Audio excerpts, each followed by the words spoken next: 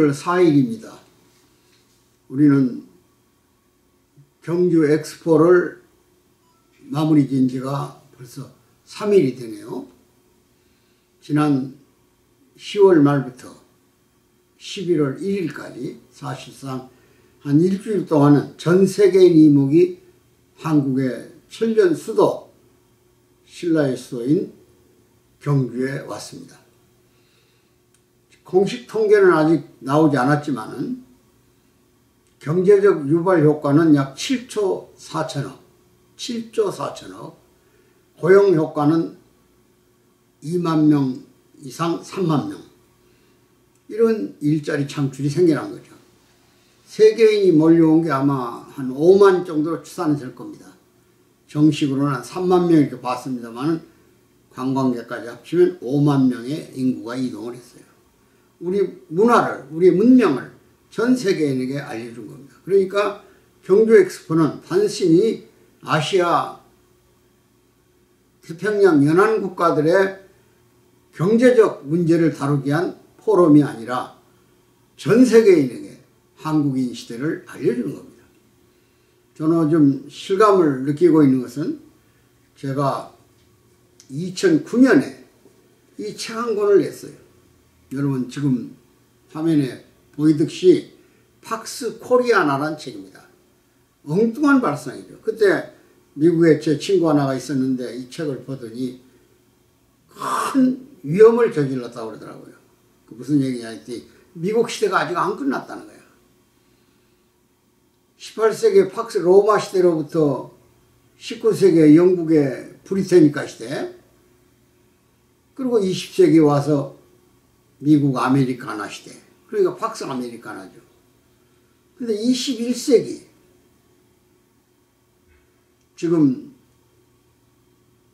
시작한 지 한 25년 됐는데 미국 문명이 끝났단 말이 뭔 말이냐.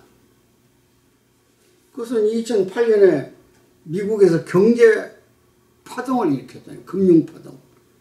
리먼 브라더스 금융그룹의 파산부터 JP 모건 등 역사성을 가진 금융그룹들이 휘청거리거나 완전히 파산했어요. 그것은 1920년대 미국에 일어났던 경제공황과 버금가는 사건이죠. 29년에 30년까지의 검은 목요일날 일어난 증권 추락이 전 세계를 놀라게 했지 않습니까? 그러듯이 미국의 금융 파산은 세계 경제를 마비시켰단 말이에요. 여기서 자극받은 세계인들이 여러 형태의 파동이 있었지만 그 중에 가장 큰 파동이 공급망의 파동입니다. 한 나라 경제가 유통되지 않았을 때, 파산했을 때 일어나는 자기 나라에 부딪힌 경제의 공황을 어떻게 극복할 것이냐, 이런 문제들이죠. 그래서 세계는 소위 WTO 체제를 출범시키면서 세계화라는 것을 가속화시킵니다. 인터내셔널리제이션, 세계화. 세계화 말은 한마디로 국경의 허들, 장벽을 헐었다 그러니. 그 자본, 상품, 노동, 금융, 모든 기술, 자원, 이게 다 자유롭게 이동하는 거예요. 정말 세계가 하나의 나라로, 거기서 EU가 본격적으로 가동이 되죠. 유로피안 유니언. 27개 나라가 한 나라처럼 화폐를 단일화하기도 하고 국경을 없애서 비자 면제시키는 이런 인구 이동을 자유롭게 시켰다 그래요. EU라는 하나의 블록이 생겨가지고 FTA를 체결하잖아요. 그 우크라이나, 우루과이 라운드라는 그런 경제적 압력이 있었음에도 불구하고 세계화는 자연스럽게 이루어지고 있었어요. 또 공산체제가 그때 좀 무너졌죠. 90년대 이후에. 이런 세계 질서의 대변동이 지구촌 하나의 시대를 열어놨던 겁니다. 근데 금융위기가 미국에 오면서 전 세계가 다시 자국 이익중심주의를 실현하려고 해요. 그때 일어난 것이 FTA입니다. 관세, 무역 장벽을 헐어버리자. 자원을 자유롭게 이동하게 하자. 노동, 상품, 금융 다 자유롭게 하자. 이런 장벽들을 허물어가는 세계화가 90년 이후에 엄청나게 부풀어 올랐어요. 그래서 그 색을 사실은 많이 본 거죠. 근데 에이펙이 아시아 태평양 연안 국가들의 모임이었지만 이게 이미 세계성을 띄웠다는 것은 경주 에이펙을 통해서 미중 간의 가장 준 무역 보복, 소위 미중 패권 전쟁이라고 할 만큼 세계가 그 상황을 예의주시잖아요. 근데 미국에 대해서 보복 관세 압력을 받고 있던 중국이 히토류라는 원자재를 금지하겠다 그러잖아요. 유통을 금지하겠다. 공급망을 차단하겠다 그런 얘기예요. 그러니까 미국이 관세를 100% 붙이겠다는 거예요. 그리고 중국에서 제조해가지고 세계 시장은 물론 미국을 집중적으로 공략하고 있는 펜타닐, 마약이죠. 그 관세를 10%에서 20% 올리겠다 보니까 중국이 백기를 들고 경주 에이펙에 미중 정상 시진핑, 트럼프 시진핑이 와서 회담을 통해서 유예시키는, 물론 1년입니다마는 관세 전쟁을 일단 마무리 짓잖아요. 무역 보복 정책을, 그 히토리를 재수출하고 미국이 중국에 붙인 관세를 원상으로 되돌려놓는 그런 회담들이 전 세계인의 관심거리 아닙니까? 중국을 경주를 예시하는 거죠. 근데 저는 경주에서 진행됐든 거행됐든 에이펙 기간 동안에 세계인이 관심을 가질 수밖에 없는 것은 거기에 가입한 나라는 21개 나라입니다. 그리고 우리는 이미 2005년에 경험을 했어요. 부산에서. 근데 경주가 다시 이번에 결정됐다 그런 얘기죠. 굉장히 의미가 있다고 생각했어요. 근데 점점 전 세계 매스미디어들이 경주를 부각시킵니다. 그것은 그럴 수밖에 없는 것이 근래 한국의 문화라는 것이 소위 처음에는 방탄소년단, BTS, 걸그룹 또 여러 가지 그 예술단체들이 한국 예술의 세계화를 시도했어요. 그것이 점점 확산되면서 세계인이 한국을 관심 갖습니다. 그 중에 우리 기생충이라는 영화가 세계 최고의 상을 수상하기 시작하면서 세계화를 시작했고, 그 다음 넷플릭스가 오징어 게임이라는 한국 드라마를 세계인 앞에 내놨어요. 그 열기가 대단했습니다. 지금도 한국의 전통적인 놀이들이 세계성과 더불어서 세계를 움직여요. 드라마. 뭐 여러분 잘 알면 대장금 같은 드라마는 중국 14억 인구의 눈을 잠시도 못 떨어지게 했잖아요. 부부가 대장금 드라마를 보다가 남편이 축구를 좋아해요. 그러니까 채널을 돌렸다. 축구 중계 채널로. 부인이 옆에 안 보여요. 그래서 보니까 부인이 바로 앞에 호수에 몸을 투신해 버렸더라는 거예요. 남편이 채널을 뺏어갔다고. 그런 재미있는 예화가 있었어요. 그만큼 전 세계인들이 옛날 한국에서 상영됐던 겨울연가라는 영화가 일본인들의 마음을 사로잡아가지고 연사마 열풍이 얼마나 일어났습니까? 제가 강원도 평창을 자주 갑니다만 거기에 평창 리조트라는 데가 있어요. 용평 리조트. 거기에 일본 관광객들이 그냥 물밀듯이 몰려오는 거예요. 거기에 드라마 촬영을 했다고는 그런 겨울연가 촬영지죠. 이렇게 세계인의 우리의 예술이, 우리의 문화가 자리를 잡더니 드디어 스포츠는 말할 것도 없고 최근에는 K-컬처라고 그래요. K-문화, 또 K-푸드 그러죠. 한국 음식.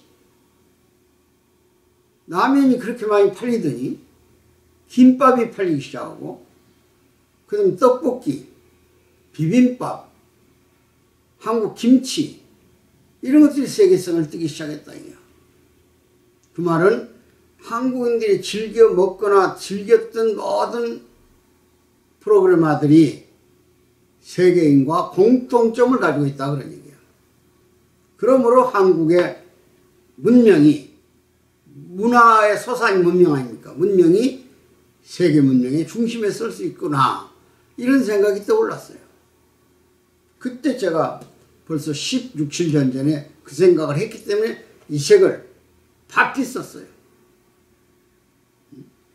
그것은 뭘 말하느냐? 바로 한국인의 원형이 세계화 될 수 있다 그런 얘기입니다. 여러분들의 이 한 구절만 읽어드리겠습니다. 필자는 문명을 진단한다는 대명제 앞에 2년 가까운 세월을 망설였다. 그러나 미국의 금융위기 이후 팍스 아메리카나 시대가 그 운을 다하고 미국을 중심하고 머물렀던 대서양 문명권이 태평양 문명권으로 이동을 시작했고 그 중심에 한반도가 있으며 인류가 실천해야 할 가치관이 한국적 가치관 속에 용해되어 있음을 확신하고 팍스 코리아나 한국 시대가 온다는 책을 내놓게 됐다. 이렇게 서문에 책을 쓰면서 이 책을 썼습니다. 출판기념회를 10월달에 2009년 10월달에 서울 중심가에 있는 신세계백화점 그 옆에 호텔이 하나 있습니다. 그 호텔 9층에서 기념회를 열었어요. 물론 한 200여 분의 저명인들이 왔습니다. 그때 제가 통일부 산하 통일교협의회 상임의장을 하고 있을 때니까 통일부 차관이 축사를 왔어요. 홍양호 차관이에요. 그날 기념식에서 와서 축사를 한마디 하고 한 권의 책을 받아가지고 그 책을 통일부로 가다가 아마 제목을 읽었겠죠. 얼마나 큰 감동으로 다가왔든지 통일부 돌아가자마자 전 간부들, 그 다음 국회 통일 외교 통상위원들, 또 외국에 나와 있는 대사관들, 이 차관이 직접 출판사에 전화를 해가지고 책을 300권 자기 돈으로 사가지고 보급한 사실이 뒤늦게 알려졌습니다. 저도 이 책을 좀 간혹 대해요. 그때 그러고 나서 미국이 재빠르게 경제 회복을 하고 또 역시 미국답게 세계 패권을 다투더라고요. 그 도전하는 중국이 머리를 내밀다가 미국에 얻어맞고 있는 거죠. 왜냐하면 이 패권 전쟁은 반드시 전쟁으로 가고 전쟁. 패자를 놔두질 않아요. 또 패자가 따라온 놈을 없애버리지 놔두지 않아요. 그러니까 문명 싸움이죠. 근데 그 문명이 부시가 상하이 포럼에 와서 미국인 시대가 끝난 것 같다 이런 표현을 썼고 그날 거기 모인 석학들이 동양적 가치에 관심을 가져야 된다. 이런 보도를 보고 제가 이 책을 썼습니다. 그러고 나서 저도 굉장히 당황해서 너무 성급했구나.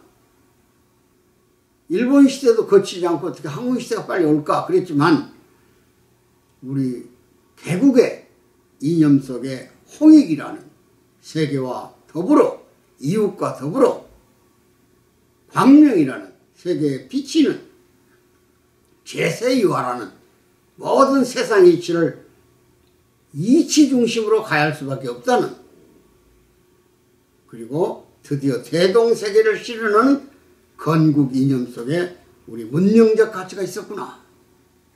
근데 문명이라는 건 너무 잘 알지만 문화가 중심이 되는 거 아닙니까? 문화의 뿌리 속에 종교가 있다 그런 얘기예요.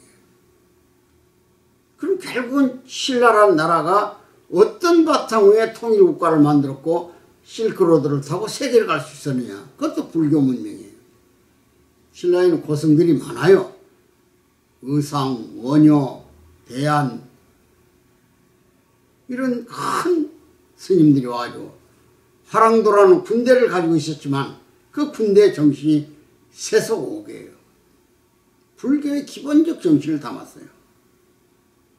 원효의 원융해통의 원리를 가지고 있었어요. 이 신라라는 말이 덕업일시에서 나오는 덕업일시. 마음을 갈고 닦으면 새로운 덕을 갖춘 인간이 나와서 그 정신적 바탕 위에 망나사방, 사방으로 힘을 뻗쳐나갈 것이다. 문명이 이동을 시킬 것이다. 이게 바로 신라의 통일문화예요. 오늘 이 경주 엑스포, 에이펙은 바로 한국적 시대를 세계화시키는 이런 동기를 가지고 있었다. 그러니까 세계인이 몰려오는 거예요. 우리 치맥의 맥주를 맡고 있는 거예요. 치맥이라고 그러잖아요. 치킨과 맥주. 엔디비디아가 우리의 이재용 삼성그룹 회장과 정의선 회장하고 길거리 식당에서 맥주와 치킨을 먹으면서 이번에 엔디비디아의 잭슨 황이 GPU 이 프로그래머를 가속화시키고 컴퓨터 산업의 핵심, 반도체 산업의 핵심을 이루는 아주 전략무기죠. 그걸 26만 개나 우리 한국 기업 정부에게 배정했어요. 삼성, 현대, SK. 그 외에도 또 네이버 클라우드 여기에 6만 개 GPU를 주고 한국 정부에게도 5만 개를 줬어요. 그것은 한국이 세계 중심의 반도체 문명을 선도하라 그런 얘기예요. 이미 우리는 선도를 선언했잖아요. 제1등 국가가 되겠다고. 경우에 따라서 미국을 제칠 수도 있다고. 이미 일본을 제치고 다 어떤 나라도 한국의 반도체 문명을 무시 못해요. 이게 바로 22세기를 형성할 AI 중심의 국가군을 한국이 주도한다 그런 뜻입니다. 바꿔 말하면 이번 경주선에서 살았던 것은 인구의 구조조정 문제. 지금 산하가 어린애가 출생을 안 해서 저출산으로 인한 인구 절벽, 또 그것 때문에 도시와 농촌의 균형도 깨지고 인구의 사람의 삶의 가치가 다양해질 수밖에 없잖아요. 변화가 올 수밖에 없어요. 인공지능이 대중화되고 로봇 산업이 대중화되면 위협을 느끼는 게 인간이잖아요. 사람은 기계의 주체예요, 주체. 휴먼 로봇이라는 말도 쓰고 옵니다만은 사람이 주체고 그 다음에 문명이 따라오는 거예요. 그 바로 기계 문명이에요. 영국의 산업혁명도 그런 거고. 그 외에 뭐 지금 현재 농업혁명 지나가지고 지식혁명 지나서 디지털 혁명 지나서 지금 인공지능 혁명까지 오더라까지 문명이란 결국 인간의 한 도구였다. 근데 그 도구로부터 위협을 받는 인간들이 어떤 위치를 정립할 것인가를 이번에 에이펙에서 다룬 거예요. 이 문제의 해답은 한국적 가치밖에 없다 그러죠. 동양적 가치밖에 없다 그러죠. 그래서 오늘 내가 주제를 이렇게 선정한 거예요. 팍스 코리아나 시대는 오고 있다. 이미 왔다. 내가 이 책을 2009년에 써놓고 후회도 하고 이렇게 정말 한국 시대가 올 것 같지 않구나. 지금 정치하는 작대라든 이런 한국에 보면은 여러 가지 혼란을 보면 어려울 것 같아요. 분단도 아직 희망이 안 보이고. 그러나 이걸 거꾸로 뒤집어 보면 어쩌면 이런 혼란이 새로운 길을 모색하기 위한 하나의 출발점이 될 수 있습니다. 그래서 우리는 여명이라는 말을 써요. 저녁이 어둡죠. 태양이 받기 전에 제일 어둡죠. 그걸 시계가 없는 사람 밤중이라고 얘기해요. 근데 시계를 가진 사람만이 그걸 뭐라고 대답합니까? 이제 새벽이 다 왔구나. 이걸 우리 국민이 자각하자는 겁니다. 우리 국민이 새로운 문명 시대를 준비하자는 거예요. 일찍이 문명학자 토인비는 21개 문명이 출발했다고 했습니다. 근데 지금 4개 문명이 나왔대요. 유교 문명, 불교 문명, 기독교 문명, 이슬람교, 또 경우에 따라 힌두교 문명 이렇게 근데 이 문명이 결국은 통합돼 갈 거라는 거예요. 점점 과학이 발전할수록 신에 대한 갈구가 더 인간에게 필요하잖아요. 신은 존재해야 되잖아요. 왜? 문명 자체는 종교에서부터 나오기 때문에 그렇습니다. 인간이 종교를 떠날 수가 없어요. 과학을 떠날 수가 없어요. 종교와 과학은 별개의 것이 아니에요. 하나예요. 다만 그것이 어느 것이 주체에 있으냐에 따라서 혼란이 오기도 하고 안 오기도 하는 거예요. 지금까지 서양 문명은 물질 문명이. 그러니까 물질이 인간을 지배한 고통스러운 거예요. 파괴가 반란이 오는 거예요. 이게 동양 문명은 정신 밑에 물질이 들어갈 수밖에 없다. 그래서 이런 고도의 첨단 문명들이 인간에 의해서 관리돼야 된다. 그런 얘기입니다. 이것은 어떤 가치관을 가지고도 안 되는데 한국적 가치관 속에 문명이 용해되면 가능하다. 근데 우리가 이 마음 다짐을 하자는 거예요. 좀 더 편견을 갖지 말고 인간적 지식에 잣대 가지고 결정하지 말라는 거예요. 보다 더 폭넓은 지혜를 가지고 미래를 예측하고 한국의 시대를 준비해 달라고 하는 부탁을 하고 싶은 겁니다. 그래서 정치인들도 이념의 탈을 벗어라 이거야. 프레임을 벗어라 이거야. 그건 수단이 하나 수단. 방법이고 마르크스가 공산주의를 내놓은 것도 정치적 수단이었습니다. 마르크스는 유대인이고 독실한 기독교인이 원래가. 근데 그가 왜 예수가 날조된 인물이고 신은 죽었다고 그랬을까? 왜 먹은 것이 최고라, 물질이 최고라 했을까? 그건 시대를 바꾸게 하는 수단이었다 그런 얘기야. 거기에 매몰되지 말아달라는 거예요. 그래서 오직 우리는 경주 문명을 세계 중심 문명으로 삼아갈 수 있는 가능성 앞에 도전하고 그것을 갈고 닦아가지고 세계인을 안을 수 있는 다문화 국가를 어우를 수 있는 인종, 민족 또는 심지어는 다양한 종교까지 흡수할 수 있는 새로운 통일 문명 시대를 준비해야 그래야 분단의 벽을 넘을 수 있다. 이게. 북한의 김정은 체제도 종말을 구하고 있는 거예요. 저 사람이 핵으로부터 위협을 하고 또 적대 국가를 주장하면서 한반도에서 자기의 영구적 정치적 생명을 유지할 것 같지만 그것이 바로 종말적 종언이에요. 그것이. 무슨 자기가 철학이 있어가지고 미래를 예측할 수 있고 그 중심에 설 수 있습니까? 당분간 지금 러시아하고 중국이 미국하고 패권원이라고 힘을 합치다 보니까 그거 끌어들였을 뿐이지. 도구예요. 사라지는 거예요.